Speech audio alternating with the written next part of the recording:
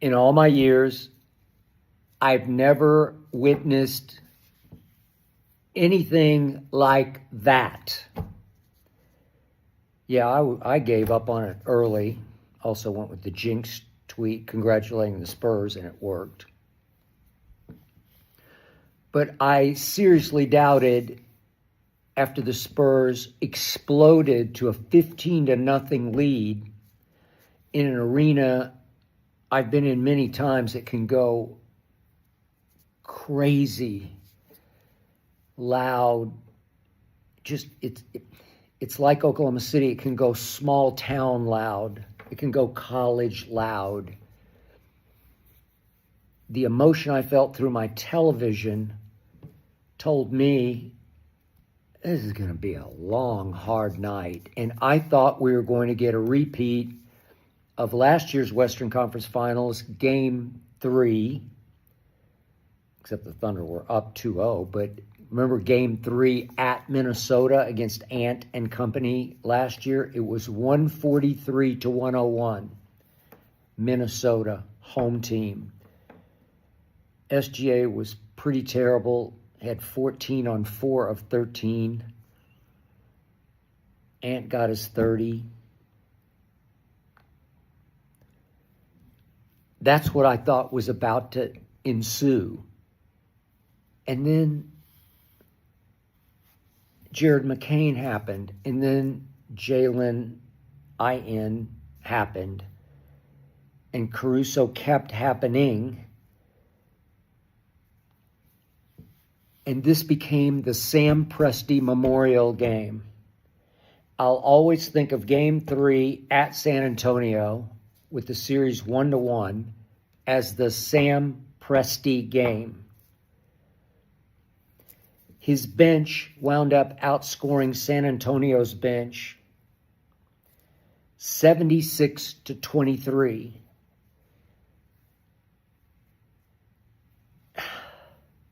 The Spurs were already down their second best player, J-Dub, all-star, second-team all-defense a year ago. He hasn't been around much all year, but they were down him after he scored 26 in Game 1. And tonight, thanks to a bad leg that he injured in Game 2, A.J. Mitchell took a shot in the thigh, and it looked like he aggravated. He was gone. Well, he's the new second-best player, as you saw against the Lakers. So you're cooked. You're done. Wave the white flag.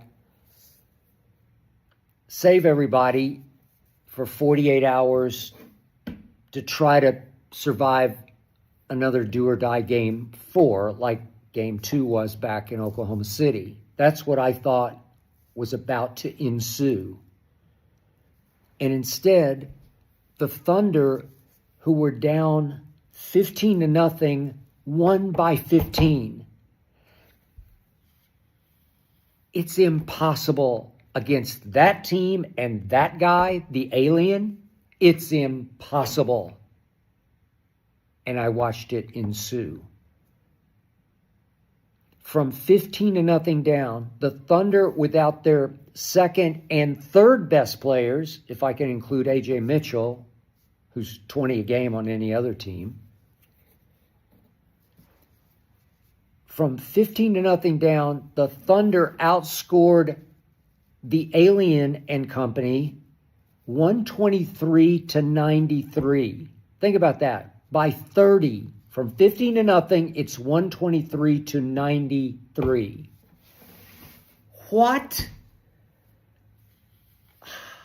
It's impossible. With Shai Gilgeous-Alexander, back-to-back MVP, going 6 of 17 and often struggling against the football defense that Stephon Castle and Vassell are allowed to play, and Champagnie are allowed to play on SGA. They foul him every freaking time. They play football. They body him. They bang him. He finally got a couple of those calls, which were right calls in the fourth quarter. But he finally, in the second half, started getting to the free throw line. shrewdly. He's the shrewdest operator in the sport. And he's no free throw merchant. He just knows how to play basketball at a supremely high level. He got to the free throw line 12 times, and guess what, ladies and gentlemen? He made all 12. It just kept chipping away at San Antonio's psyche. He fooled us again. He got us up off our feet again. He got to the free throw line again, and he made all 12 with 12 assists. And then here came Jared McCain. Sam Presti traded mid-year this year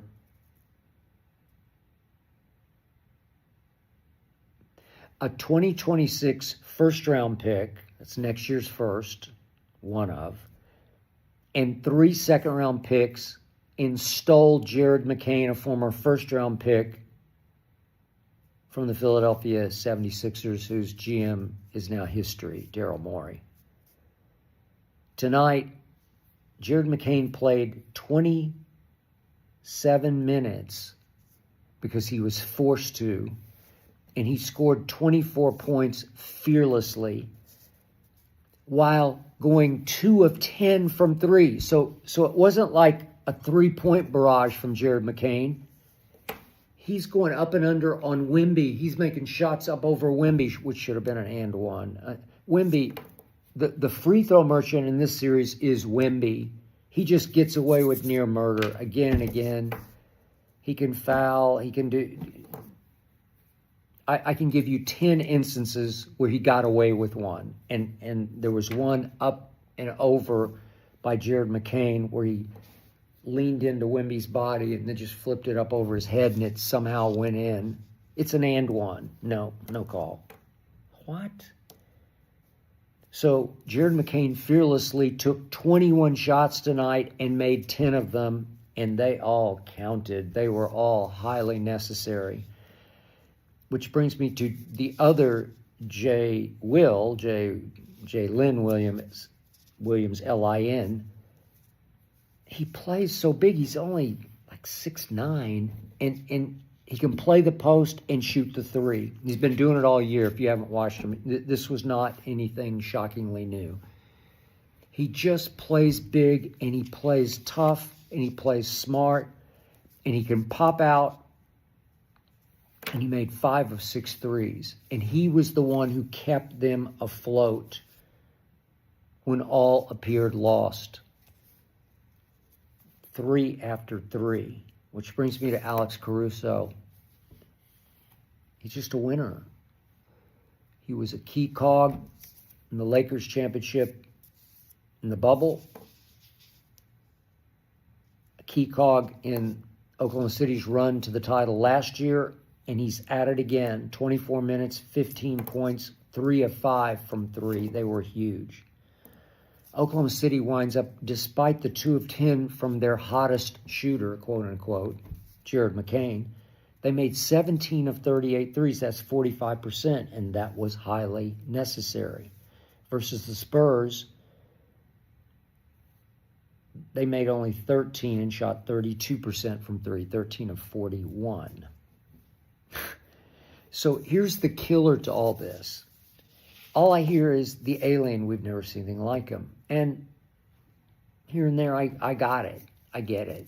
But would you believe that the alien tonight played, I don't write down how many minutes, but he scored 26.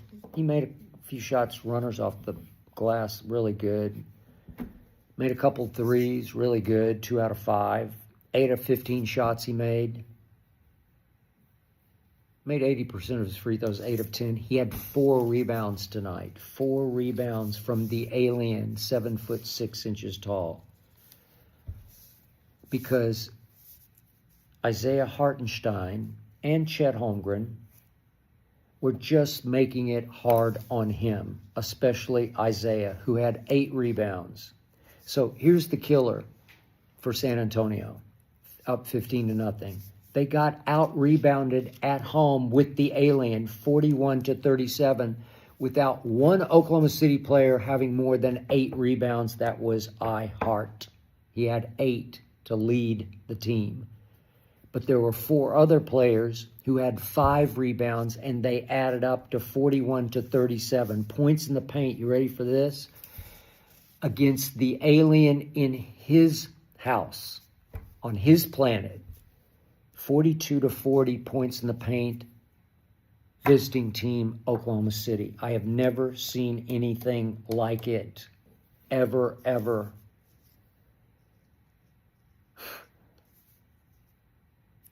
I don't know what they would have done without Jared McCain and that trade pulled off by the great Sam Presti, by far the best GM in all of basketball. I don't know where they would have been without Jalen Williams in his 5 of 6 threes. I don't know where they would have been without 76 bench points to 23 for the home team. I just don't know.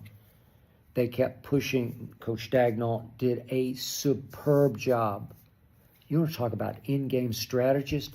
He pushes buttons better than anybody in the league right now. He's shown it over 2 seasons of championship basketball.